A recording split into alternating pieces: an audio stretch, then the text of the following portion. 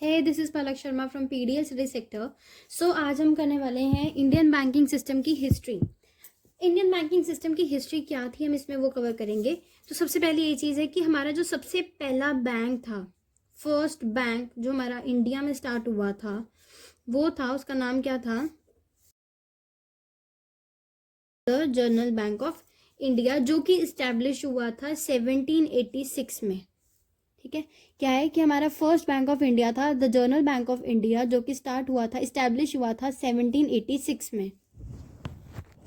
अब 1786 से अब तक, मतलब अभी हमारा चल रहा है 2022, इस बीच में हमारे इंडियन बैंकिंग सिस्टम में बहुत सारे चेंजेस आए हैं, ट्रमेंडस चेंजेस आए हैं। वो चेंजेस को हमने 3 फेजेस में डिवाइड किया है, 3 फेजेस में डिवाइड किया है, 1, 2 और 3। फर्स्ट फेज है हमारा 1786 से 1969 तक। सेकेंड फेज है हमारा 1991 वाला, और इधर 1991 के बाद वाला क्या है ना, 1786 से 1969 तक। सेकेंड फेज इज 1991 और थर्ड फेज 1991 ऑनवर्ड्स। अब फेज 1, हमने फेज 1 क्या कहा है, कहाँ से कहाँ तक है, 1786 से 1969 वाला पीरियड हमारा फेज 1 के अंदर कवर होता है। ठीक है, तो हमने क्या कहा था, जनरल बैंक ऑफ इंडिया, ये इस्टेब्लिश हुआ था 1786 में। ठीक है, उसके बाद फिर ईस्ट इंडिया कंपनी ने 3 बैंक्स इस्टेब्लिश करे।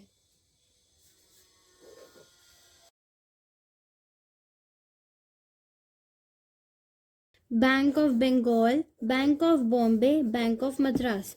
क्या करा अभी हमने कि जनरल बैंक ऑफ इंडिया था, वो 1786 में स्टार्ट हुआ था, हमारा फर्स्ट बैंक था, इंडियन बैंक था। फिर उसके बाद ईस्ट इंडिया कंपनी ने 3 बैंक्स इस्टेब्लिश करे, bank of Bombay, bank of Bengal और बैंक ऑफ मद्रास। इन तीनों की भी डेट से, मतलब 1806 के अंदर बैंक ऑफ बंगाल आया, 1840 में हमारा बैंक ऑफ बॉम्बे आया और 1843 में हमारा बैंक ऑफ मद्रास आया। 1806 में बैंक ऑफ बंगाल, 1840 में बैंक ऑफ बॉम्बे, 1843 में बैंक ऑफ मद्रास। इन तीनों को इकट्ठे एज एन इंडिविजुअल यूनिट, इन तीनों को एज इंडिविजुअल यूनिट हम बुलाते हैं प्रेसिडेंसी बैंक्स।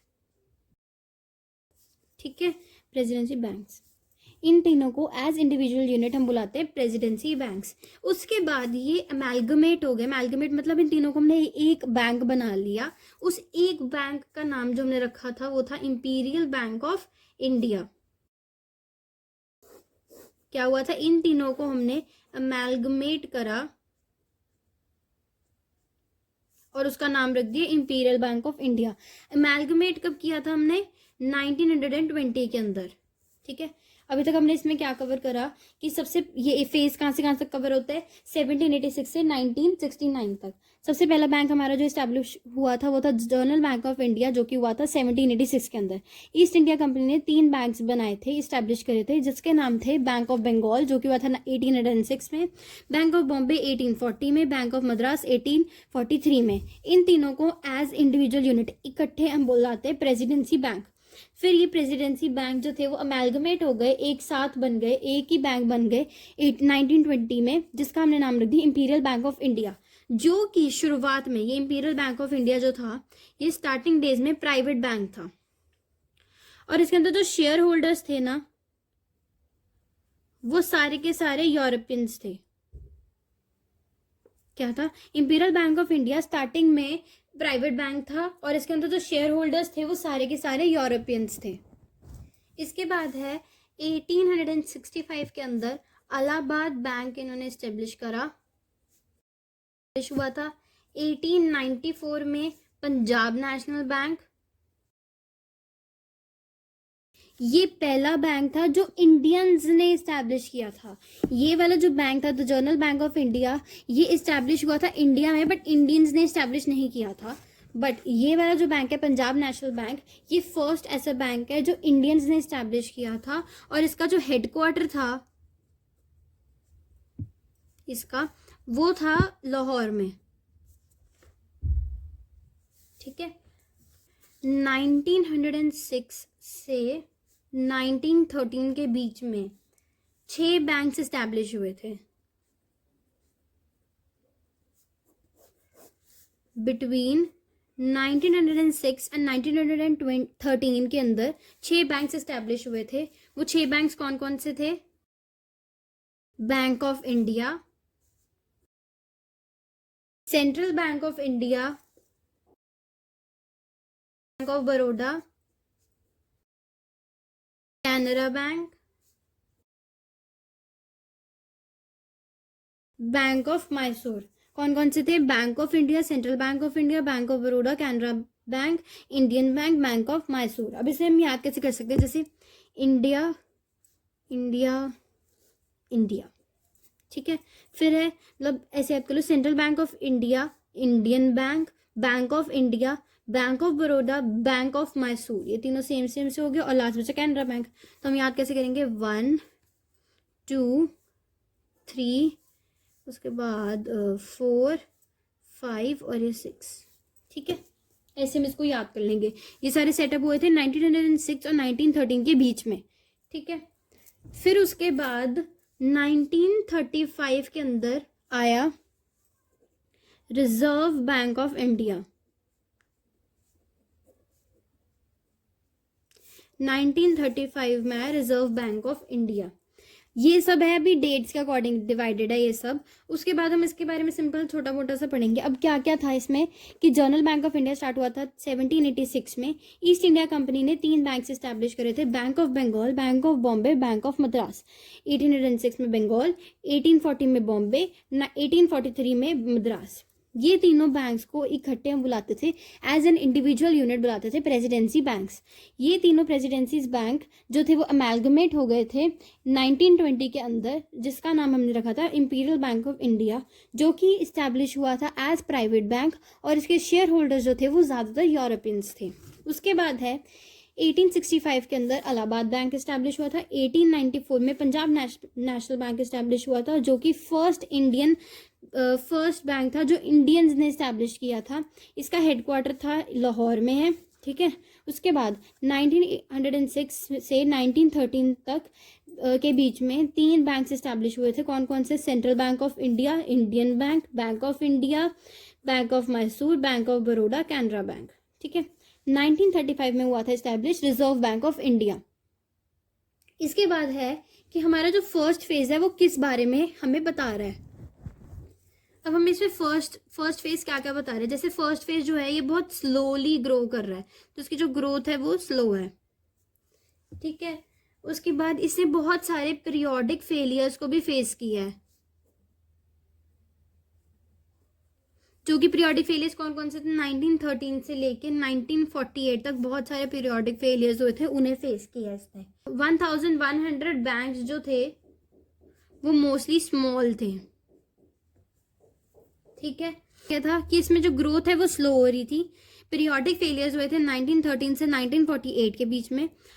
टोटल बैंक्स में बहुत सारे बैंक्स थे, हमने बहुत अप्रॉक्स 1100 बैंक्स इस्टेब्लिश किए थे, जिसमें से मोस्टली स्मॉल बैंक्स थे। फिर उसके बाद है कमर्शियल बैंक्स अच्छे से फंक्शनिंग करे, एक्टिविटीज करे। कमर्शियल बैंक अच्छे से फंक्शनिंग करे, एक्टिविटीज करे, उसके लिए गवर्नमेंट ऑफ इंडिया ने बैंकिंग एक्ट निकाला था। द बैंकिंग एक्ट जो कि हुआ था एस्टेब्लिश 1949 में। क्या है? कमर्शियल बैंक की फंक्शनिंग और एक्टिविटीज अच्छे से चलें तो गवर्नमेंट ऑफ इंडिया ने द बैंकिंग एक्ट निकाला था 1949 में। अब बाद में उसका नाम चेंज हो गया था, जिससे पहले था उसका नाम द बैंकिंग एक्ट 1949, अब उसका नाम चेंज होके हो गया था बैंकिंग रेगुलेशंस एक्ट 1949 ही रहा। उसके बाद ये दोबारा से अमेंड हुआ था 1949 के बाद 1965 में अमेंडमेंट हुई थी उसकी फिर से। उसके बाद हमने आरबीआई का पढ़ा था कि आरबीआई जो है वो 1935 के अंदर इस्टेब्लिश हुआ था, बट इसको तब हमें पावर्स नहीं दी थी। बाद में हमने आरबीआई को एज सुपरविजन स्टार्ट करवा दिया था, मतलब एज सुपरवाइजर रख दिया था बाकी बैंक्स के लिए। ठीक है, और उसे सेंट्रल अथॉरिटी दे दी थी। आरबीआई को हमने सुपरविजन बैंक बना दिया था, अथॉरिटी दे दी, सेंट्रल अथॉरिटी दे दी थी सब बैंक्स की। उन टाइम में ना, मतलब ये जो टाइम था हमारा 1786 से 1969 तक वाला जो टाइम था हमारा, इस टाइम पे ना लोगों के बीच में ना कॉन्फिडेंस जो था वो कम था, बैंक्स के प्रति कॉन्फिडेंस जो था वो कम था, जिसकी वजह से हमारी जो मोबिलाइजेशन थी पैसों की वो भी स्लो चल रही थी। ठीक है, और जो सेविंग फैसिलिटीज थी ना वो बैंक को ना देकर, मतलब बैंक को पैसे ना देकर फॉर सेविंग, ये लोग पोस्टल डिपार्टमेंट्स को दे देते थे। ठीक है, क्या था, कॉन्फिडेंस था लोगों के बीच में बैंक्स के लिए वो बहुत कम था, जिसकी वजह से पैसों की मोबिलाइजेशन स्लो हो गई थी। सेविंग करने के लिए बैंक को देने की जगह ये लोग पोस्टल डिपार्टमेंट्स को दे देते थे। और बैंक्स भी जो फंड थे ना, मतलब जैसे उनको लोन्स एंड ऑल देना है, वो ज्यादातर बड़े ट्रेडर्स को ही देते थे। ठीक है, मतलब नॉर्मल लोगों को नहीं मिलते होते थे पहले। ठीक है, अब हमने इसके अंदर सारे में क्या करें एक बार वो कर लेते हैं। फेज 2 और फेज 3 हम नेक्स्ट वीडियोस में कवर करेंगे, क्योंकि बहुत बड़ा हो गया और अच्छे से समझ भी आ जाएगा, मतलब याद हो जाएगा। वीडियो को एक बार देखने से ही आप अगर इसको ध्यान से देखो तो शायद याद भी हो जाए। तो फेज 1 में हमने क्या किया है कि 1786 से 1969 तक है ये phase 1। General bank of India जो कि बाहर, मतलब इंडिया में स्टार्ट हुआ था, बट ये इंडियंस ने स्टार्ट नहीं किया था, 1786 में स्टार्ट हुआ था। ईस्ट इंडिया कंपनी ने 3 बैंक एस्टैब्लिश करे थे, bank of Bengal, bank of Bombay, bank of Madras. 1806 में हुआ था बंगाल, 1840 में बॉम्बे, 1843 में मद्रास। इन तीनों को एज इंडिविजुअल यूनिट्स हम बुलाते हैं प्रेसिडेंसी बैंक्स। ये बैंक्स एमैलगमेट हो गए थे, मतलब इकट्ठे हो गए थे, और इकट्ठे कब हुए थे 1920 के अंदर, और इसका नाम हमने रख दिया था एमैलगमेट करने के बाद इंपीरियल बैंक ऑफ इंडिया, जो कि स्टार्टिंग में था वो प्राइवेट बैंक, और इसके जो शेयर होल्डर्स थे वो सारे यूरोपियंस थे। फिर है 1865 में इलाहाबाद बैंक इस्टेब्लिश हुआ था। 1894 में पंजाब नेशनल बैंक, जो कि फर्स्ट बैंक है जो इंडियंस ने इस्टेब्लिश करा था इंडिया में, और इसका हेडक्वार्टर कहाँ था, लाहौर में। फिर है 1906 से 1913 के बीच में 6 बैंक्स इस्टेब्लिश हुए थे। ठीक है, फर्स्ट बैंक है central Bank of India, Indian Bank, Bank of India, Bank of Mysore, bank of Baroda और कैनरा बैंक। 1935 के अंदर reserve bank of India establish हुआ था। इस पीरियड में, मतलब फर्स्ट फेज के अंदर ग्रोथ जो थी वो स्लो चल रही थी, पीरियोडिक फेलियर्स हो रहे थे उनको। 1913 से 1948 के बीच में उन्हें बहुत सारे पीरियोडिक फेलियर्स से फेस करना पड़ा। 1100 बैंक्स इस्टेब्लिश हुए थे, जिसमें से मोस्टली स्मॉल बैंक्स थे। कमर्शियल बैंक की फंक्शनिंग, अच्छी फंक्शनिंग के लिए, अच्छे एक्टिविटीज परफॉर्म करने के लिए गवर्नमेंट ऑफ इंडिया ने द बैंकिंग एक्ट स्टार्ट किया था 1949 में, जिसका हमने बाद में नेम चेंज करके रख दिया था बैंकिंग रेगुलेशंस एक्ट 1949, जो कि फिर से अमेंड हुआ था 1965 में। आरबीआई को एज सुपरविजन बैंक स्टार्ट करवा दिया था, सेंट्रल अथॉरिटी बना दिया था सब बैंक्स की। उस टाइम पे कॉन्फिडेंस जो था लोगों के बीच में फॉर बैंक्स वो बहुत कम था, जिसकी वजह से मोबिलाइजेशन जो थी पैसों की वो भी स्लो हो गई थी।